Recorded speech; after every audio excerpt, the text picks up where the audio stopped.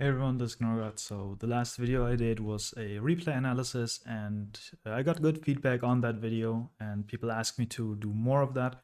So I have another replay here from our testing group. This is my friend Jordan. He's cooked me with Mitsurugi, so I wanted to test that matchup more. So I haven't analyzed this video on this replay on my own yet, so we just do it together and I'll talk about the plays and see where we end up. So I think I won the coin flip here, yeah. So I go first. And our hand is good for going first. We have Cartesia, we have two names, we have a Rahu, we have an Ash. This is nice because we can play through more disruptions because we have more ways to fuse. And also this is the new version that I'm testing. The deck profile is coming out once I have the cards in real life. And you'll see what version that is. But Jordan's hand has a one hand trap, Imperm really good. On my Arthalion, which we'll see in a second. Generally, I try, if I can, like if this was a Keto, I would grab 5 mana first, so I can Cartesia, fuse these two, and then once they Imperm the Arthalion, I can chain the 5 mana to dodge, because otherwise I'll go -2 on that Imperm. Well, -1 because they lose the Imperm, but still minus. So otherwise, they have Kusanagi, Saji, the Habakiri. A bit too many like normal monsters. I think they wanted something else here, but yeah. So I just wanted to show off the first replay is just me showing off the combo. The second replay is gonna be me getting cooked, and the third one is a very interesting game. So this one just it's just about the combo here. So we go Cartesia, and we fuse two of our cards. Generally, I like to do this line if I have two names in hand. If I only have one name, then I want to do the seals line, but if I can do this, then like with two names, I want to go for this line. So you'll see in a second what I'm talking about here, but yeah, we go for the Arthalion. Obviously, we go chaining one Arthalion, target the ones in the grave, and then trigger the two in the grave. And we are getting hit with an Imperm here.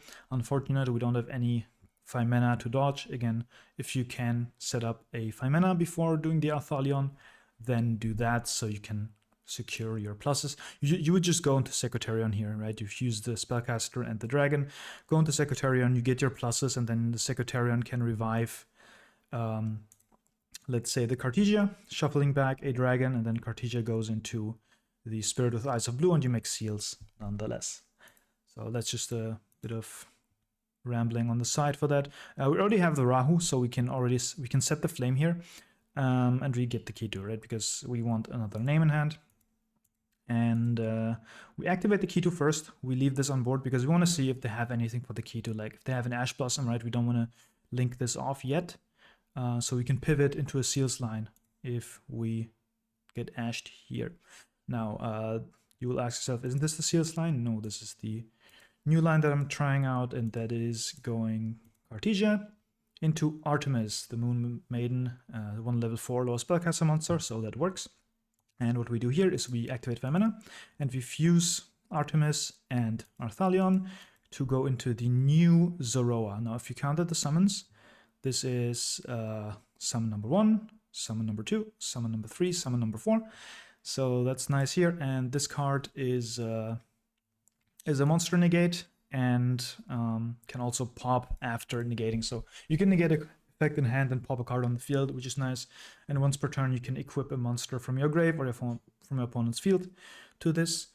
So we're going to use this here and grab our Artemis. The full line will be in the deck profile, just going over this, just demonstrating this in a real game. And the nice thing here is we can actually use Artemis here because we went neg due to the Imperm. I don't want to Rahu away my Ash, but we can just Artemis, grab our Crowley. We could use the effect here to summon Crowley, but we actually want to keep it in hand. We just have this as fodder for the Rahu. We go Crowley, and we just send the pan here, because we already have 5 mana in grave, we already have Urgula in grave, right?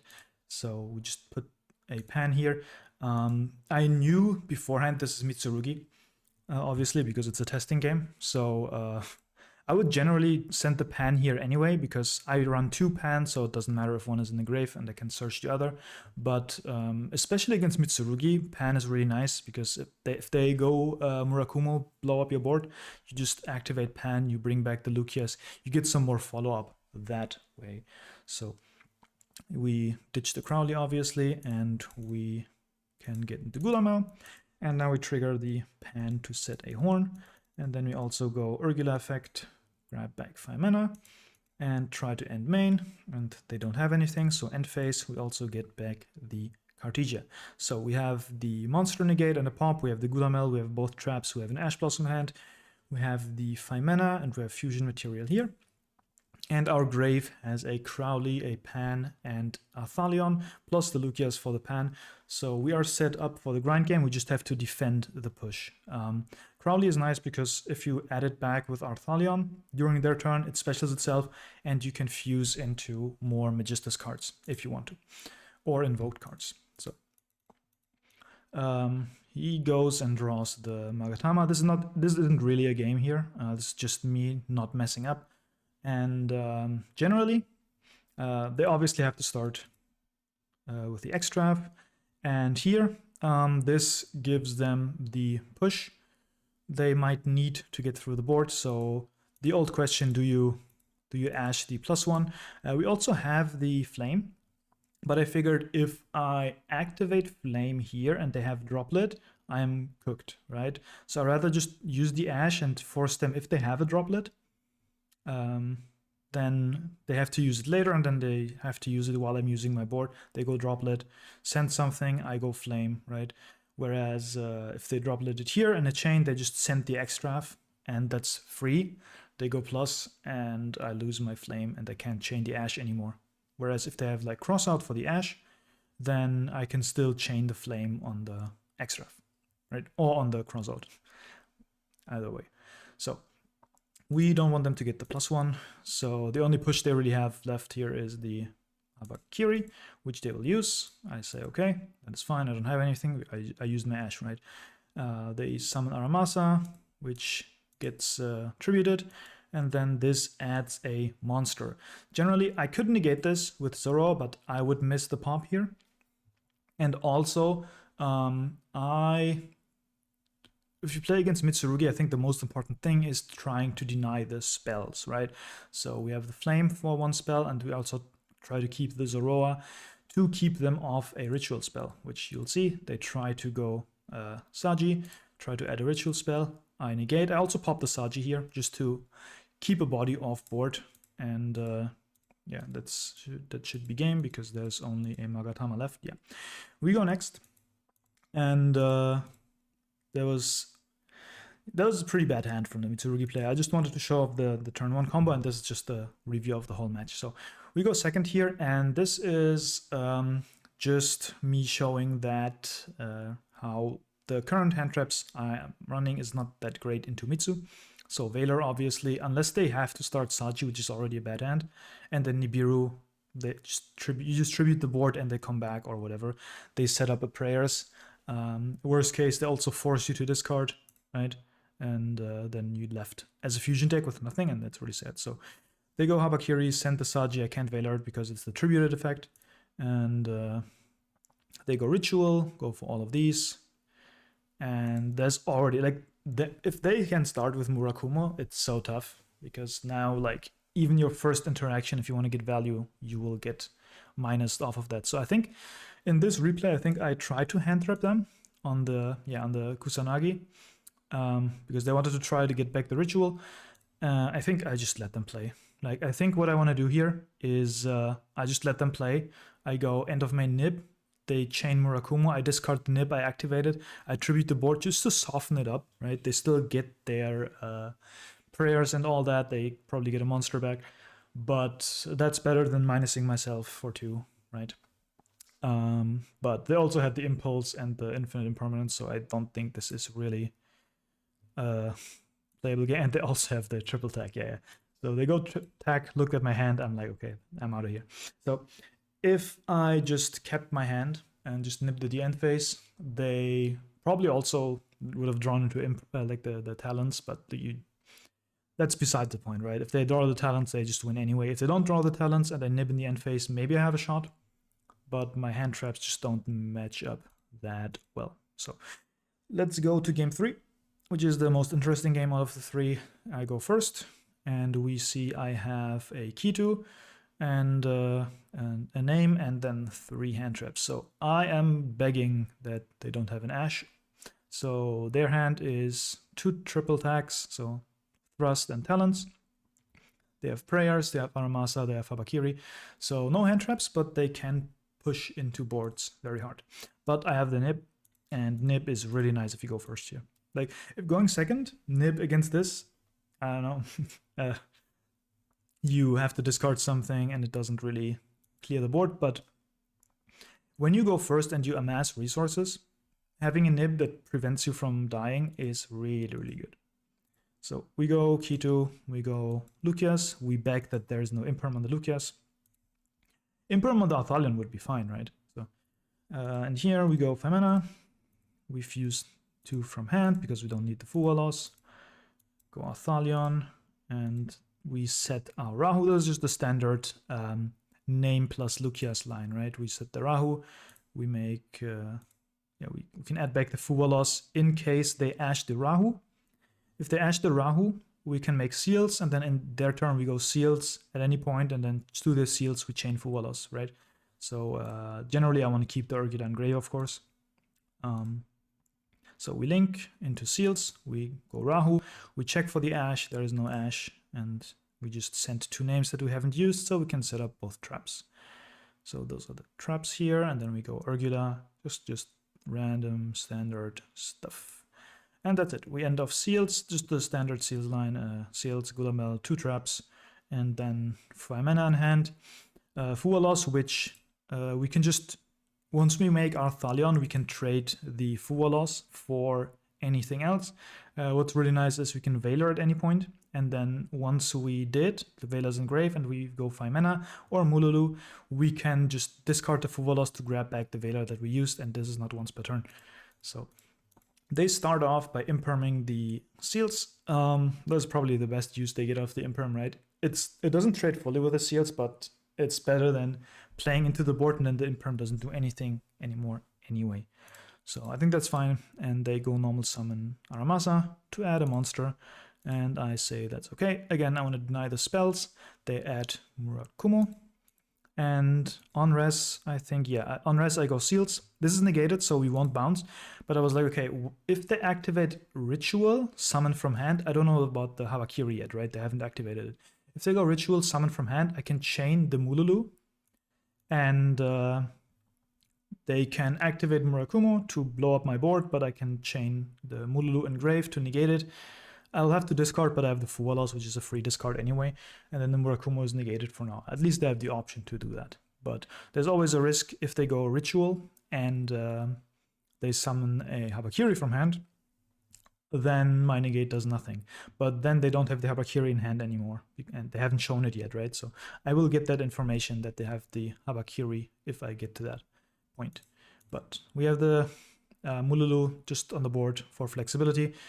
Just have a trigger for the Gulamel to pop, and have Fusion ready with a negate, and so on and so forth. They go Talents, and they say look at hand. And if you watched my tips and tricks video, that's a really funny situation here.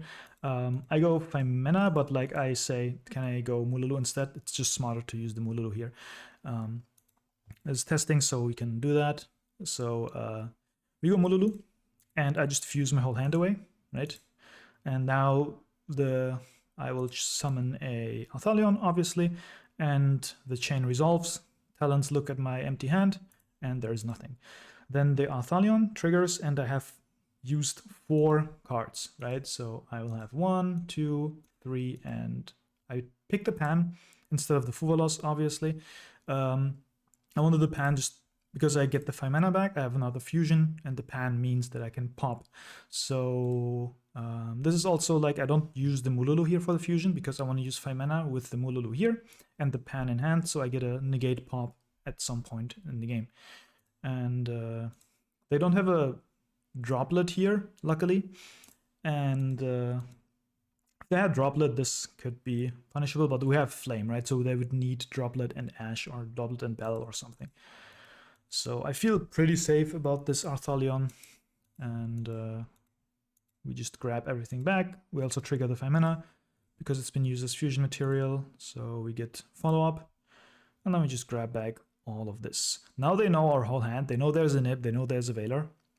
So we gave up that information, but they would have that information anyway because they would have looked at our hand. So they go Thrust, grab Impulse. So they grab Impulse. They were considering grabbing something else, I think, but the Impulse checks the 5 mana now. And somehow the Nib. But checking the 5 mana is super important. So this is if the rest of the hand can play, which you see it can, then checking the 5 mana with the Impulse here is smart.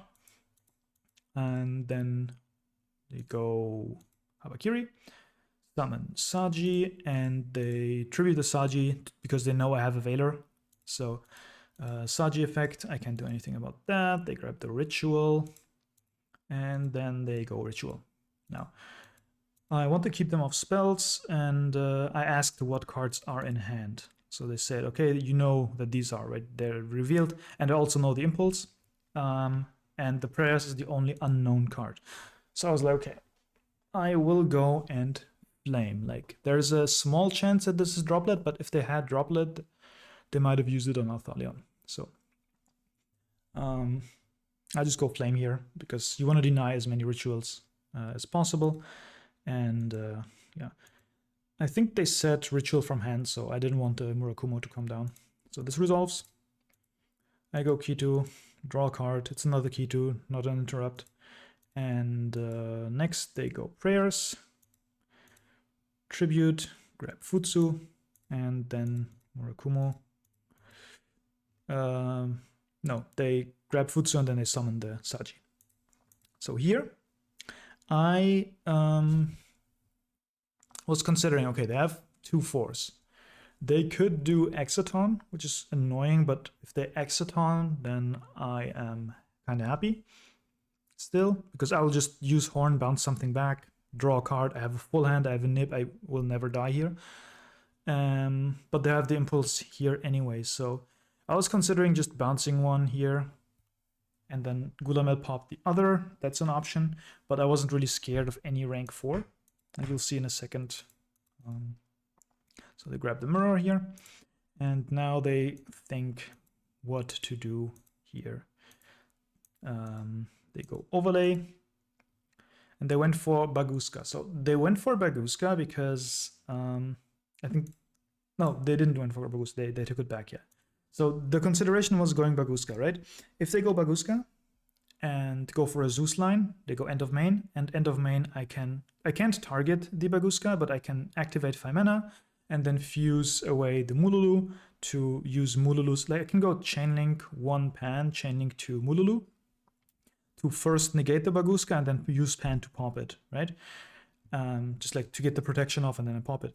But if they then Impulse that 5 mana, so I can't fuse, they have used Impulse, and if you see, cannot use Light, so that means they might have denied the 5 mana, but they can't go Zeus after because Zeus is a Light, right? So instead, they just want Exciton and say I blow up the board, and I'm okay. With that, I add Horn, bounce my Arthalion to draw a card, and I also use the Gulamel just to get the body off board. And then they go Ritual for the Futsu, and then they trigger Habakiri. Go Ritual for Murakumo from deck. Futsu comes back, Mirror triggers, grab Prayers, and we go this. And I just decided, okay,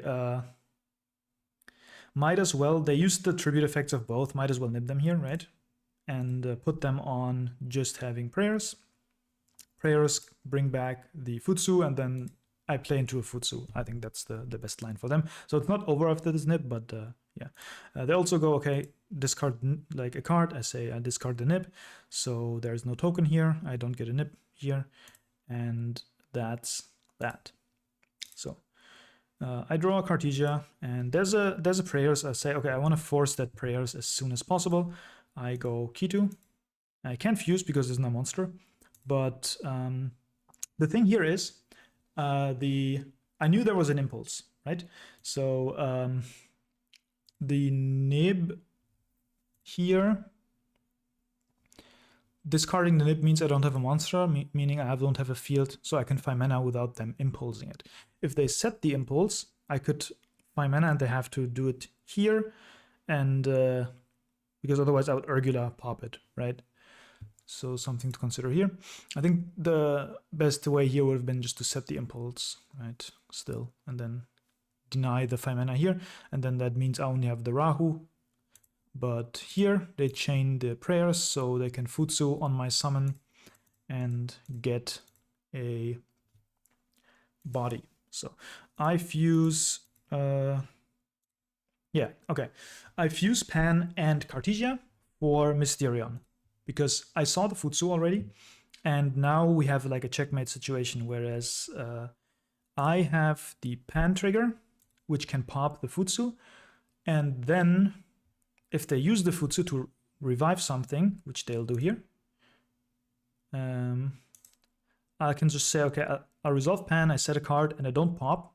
And instead, what I'm going to do is I'm going to Mysterion, target the Saji. They used prayers, they don't have a card set. Just target the Saji and banish this and the Futsu. And then I just try to go for a lethal line. They can impulse the Rahu, because now I have a body on board. I'll just normal summon the Veiler, go for Cross Sheep, and then Cross Sheep means that Arthalion comes back. Cross Sheep revives the Lucias. Lucias adds me 5 mana for the follow-up, and I go into Selene. I was on Selene still here, but I think I cut it, since you don't need the Selene. You can just go, I think if there's no field, you can go Cross Sheep, then you can trigger both Arthalion and Gulamel, and then Cross Sheep brings back Lucias, and I think that's 3,000 is 5,800, plus 1/8 is 7,600, and then 700 from the Cross Sheep. That's already lethal, right? So you don't even need the access code line here. I just wanted to show it off. This has 10 counters, and just you just bring Cartesia back and just attack for everything, or make access code, whatever. But yeah, that's the match against Mitsurugi. I think there's a lot of nice things to learn here. There's finally a good showcase of Mysterion, and this is also without Ryzeal, so if they hit the Ryzeal part and leave Mitsurugi intact, this can still be relevant. So I hope you like this. I have another replay to do against Yami. That's probably also very exciting, and yeah, I hope you enjoyed it. Leave a like, comment, and I'll see you next time.